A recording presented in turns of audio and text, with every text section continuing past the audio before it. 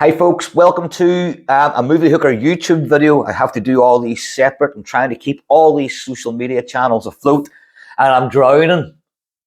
But anyway, so I have to do pretty much the same video across all the channels but different videos. I have to record all these separately, edit them all fucking separately, and yeah, anyway.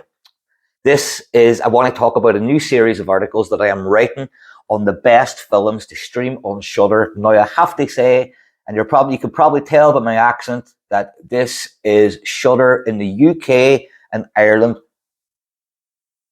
Drinking my oversized coffee. And yeah, so this, like, I'm sure if you're an internet whiz kid, you'll be able to do the VPN stuff and, you know, be able to check out all these titles because you're not going to want to miss them. So I actually published part 3 today. So I'm going back now and I'm going to be taking you through part 1, my YouTube followers. So first up, in part 1 of the best films to stream on Shudder is When Evil Lurks. When Evil Lurks is hands down my favorite horror movie of the year, and I don't think anything is going to go close. The top spot was for Talk to Me, and yeah, When Evil Lurks completely knocked it off the top spot. And like, even with Talk to Me, I liked it because it was not because it was terrifying. It was super fucking creepy, but because they just put a fresh spin on a really tiresome subgenre, and I fucking loved that. You know, some guy said to me when I posted my Talk to Me review, it wasn't what they'd done wasn't very realistic. You know, I thought it was the best thing that these guys were like, these teens were using this hand the same way that they would upload a TikTok dance or any internet trend. But some guy said to me after I posted the review, oh, what they did was, it was pretty much non-believable, and I couldn't get into it. And I said, man, I think I replied saying, man, like, if you think back a while ago, like, there was actually teens that were eating washing powder tablets. So I think if that's fucking happening, anything is fucking possible. So anyway, I don't even know why I was talking about Talk to Me there. Oh yes, because it was my favorite horror film. So When Evil Lurks is an Argentinian horror film by writer-director Damien Rugna, who is responsible for one of the best paranormal horror movies in the fucking world, called Terrified, which is also on Shudder. Oh, that's next. I have to be quiet about that one. So When Evil Lurks does the same thing that Talk to Me does, only on a much crazier fucking level. It takes a tiresome subgenre, the possession subgenre, and just breathes new life into it. And the demonic possession in here in When Evil Lurks is treated like an infection. So it's a demonic infection that's plaguing a rural countryside, and no matter what these guys do, Wami and Pedro, they keep, well, you know, the evil spreads. This is shocking. It features one of the fucking most shocking scenes of brutality that I've ever seen. Listen, if people say I seen it coming, I seen it coming as well. It didn't make it any fucking less horrifying. And being so into the special effects side of things, you know, I was just blown away by it. I kept pausing it and trying to see, like, you know, when the head became like a model head to be getting eaten, if you know what I mean. But anyway, that's When Evil Lurks. It's extreme and it fucks up with the genres, and it's absolutely fantastic. So that's that one. Next up is Terrified. Same writer and director as When Evil Lurks, as I've just mentioned. I rewatched this a couple of nights ago, and Lord, it was, you know, I live in a big old farmhouse. I am hardcore when it comes to horror. I love where I live. But yeah, it can be a wee bit creepy out here, especially because someone was murdered here. But this is 10 out of 10 paranormal stuff. If you're into like The Conjuring and Insidious and all those movies, then you'll love this. If you can handle subtitles, and if you can't handle subtitles, get the fuck over yourself. and watch films with subtitles. As Bong Joon-ho says, once you get over the 1-inch barrier of subtitles, you will be introduced to many more amazing films.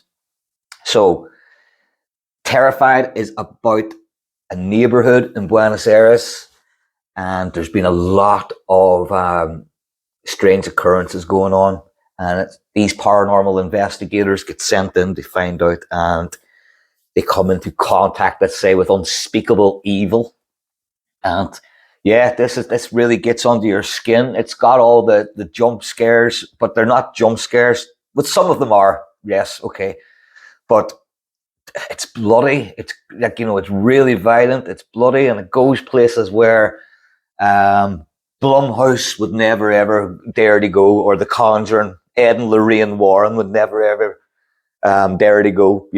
It's definitely fucking miles better than all that bollocks. So that's Terrified. Next up, we've got Speak No Evil, which is another one. This one really divided a lot of people, and I love that about films. I love when people hate films, and I love films where I hate a film and someone else loves it. I love what's the word? I don't know what I'm trying to say here. I love chatting about them. Chatting's the best way to say. So, Speak No Evil, I'm sure you all know about this. This is a Danish film, and it's about a family who go to visit another family that they met on holiday the previous year. They decide to go to their cabin or their house in the woods to spend, I think, a weekend there. And this family turns out to be sadistic bastards that test them beyond their sanity. And, this is what separated people. They were saying that the actions of the parents were absolutely ridiculous. If that was my child, I feel like a broken record talking about this, but I do feel strongly about it. If that was my child, I would have killed them and we would have been gone. And, that would have been it. Everybody kept saying that. The parents are stupid. The parents are stupid. They shouldn't have done that. This is a movie about the people who cannot fight back. This is a film about those who cannot fight back. This is a film about the cowards. This is a film about the wimps, the weaklings. And not everybody is Jason fucking Bourne. Do you know what I mean? Or Liam Neeson. I don't even know what Liam Neeson's character is in Taken. That would have been a better thing to say. But yeah, not everybody's got military gun training. Not everybody's Jason Bourne. When fucking, when your family's in danger, you don't just click and just start fucking killing people and rescue the day, save the day even. The probability of that happening is probably more unlikely than what actually happened in this. And what happened, I think, and a way to describe this is that if these people can do what they were doing in front of this family, picture what would happen if they actually stood up to that family. Everybody would be killed on the spot. So I think they weren't acting out of fear, and they could have been waiting for the correct moment or the right moment just to run away, and that was it, just to try and run, but they never got the chance. So Speak No Evil also features one of the most vicious closing scenes, and it's very well done, but it is fucking bleak. I will say that they actually planned in that last scene, hashtag spoilers here, but in that last scene, the director originally wanted to have loads of cutaway scenes and featuring other people that these sadistic fucks have been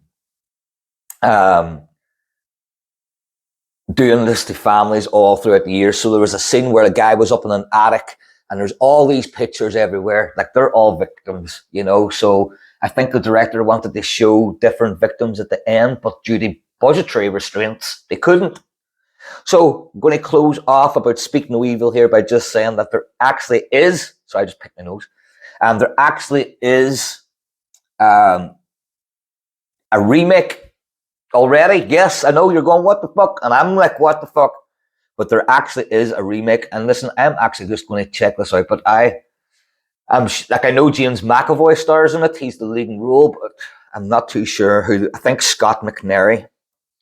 I'm pretty sure this was nearly shot, for as far as I know, and so there were some complications when Okay, it's not Scotland area. I'm full of shit.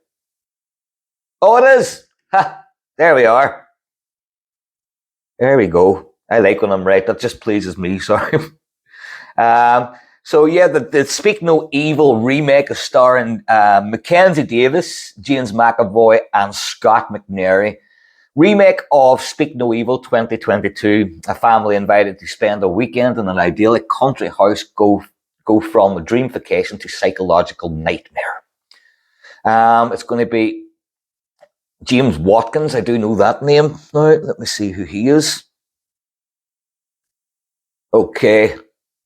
All right. James Watkins is the director of Eden Lake, which is another fine piece of I'm actually looking forward to this now. 100% final answer. So there you go. There's a little bit on the Speak No Evil remake as well. Okay, next up we have Thirst, my favorite vampire movie of all time, starring the remarkable and tremendously talented Song Kang-ho, who is in Parasite. He's in A Taxi Driver, Drug King, Broker. He is one of my favorite South Korean actors. One of my favorite actors of all time. I fucking love him. Oh, he was also in Sympathy for Mr. Vengeance. So Thirst is a vampire film, but a vampire film unlike any vampire film you will ever see. It is also directed by Park Chan-wook, who is best known as the director of Old Boy. So this is about a priest who thinks he's doing a good thing, and he offers to get a blood transfusion to try and heal these villagers that are all being infected with some sort of plague-like virus. So he thinks he's doing a good thing, but the blood transfusion, he receives bad blood and he turns into a vampire. That's all I'm going to say about, that's all I'm going to say about this movie. It's a very slow burn, and him being a priest, he's got a moral code to God, and he doesn't want to kill people, but he needs fucking blood, and then shit just gets out of control at the end, and it's just phenomenal. It is one of the best films fucking ever. So that is Thirst. I think it's from 2009, starring the amazing Song Kang-ho. Next up is Issa Lopez's Tigers Are Not Afraid. This was brought to my attention when Guillermo del Toro came out singing its praises. This is about a load of Mexican street kids who struggle to keep away. They're all dying from the cartels and getting mixed up with the cartels. But as well as all that, there's ghosts and that they have to deal with. And all these ghosts are from the deaths and all the victims of the cartels. This is a really, really unique horror film. And I say it's here as well, but as well as being a horror film, it's fucking sad. It's tragic. And it's a good insight into like the little Mexican street kids and how hard these guys have it over there. So, that's Tigers Are Not Afraid. Next up is Yummy.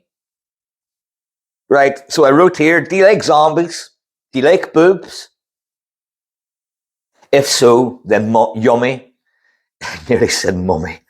If so, then Yummy is the movie for you. And I know that's it was meant to sound stupid, but I'm not lying. If you like boobs and you like zombies, then you have to check out Yummy. It's about a mother, a daughter, and the daughter's husband are all going to a surgery, an implant clinic. The mother's getting a breast implant. Mother's getting breast implants.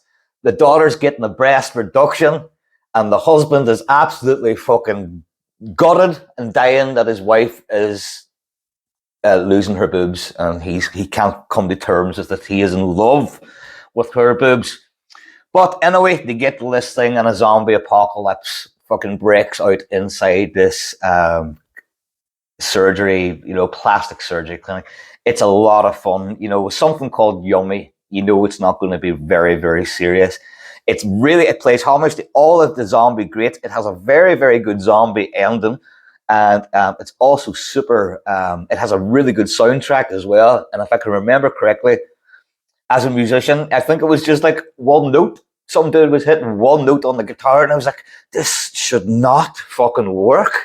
And it pure does. I was like, how did they write that soundtrack? Did they sit down? He's like, right, are you ready? He said, and the guy just fucking starts hitting an open string. He's like, man, we got it. That's it. Just remarkable. I loved it. So that's Yummy. Okay, last but not least on this list of part one is Mandy. Another one I'm sure a lot of you have all seen. This is by Panos Cosmatos. Probably butchered that pronunciation there. And stars Nicolas Cage and Andrea Riseborough. It is about Mandy, who is played by Andrea Riseborough. She is attacked beyond unspeakable. She's butchered by a fucking biker cult, a cult biker gang. And of course, you know who her fucking husband is, the old fucking Nick Cage. So he goes after the cult to get revenge. I actually wrote here, he goes on a ram cage. Is that even a thing? A ram cage? Because I'm very proud of it. Very proud of it. And I says, what did I say? Attacked by a cult. Red, that's Cage's character, goes in a ram cage to bring the cult down in a hail of hellish hallucinatory madness. Do not watch this movie on acid. Don't watch it on acid. That's my only bit of advice. It's fucking great. Plus, any movie that opens up with King Crimson in the original, and the OST, you know, you're on to a winner. So guys, thank you very much for watching. This is part one of the best movies to stream on Shudder. Stay tuned for part two, which is already written, so I just got to do the video. Thanks for watching. Word up, follow for more.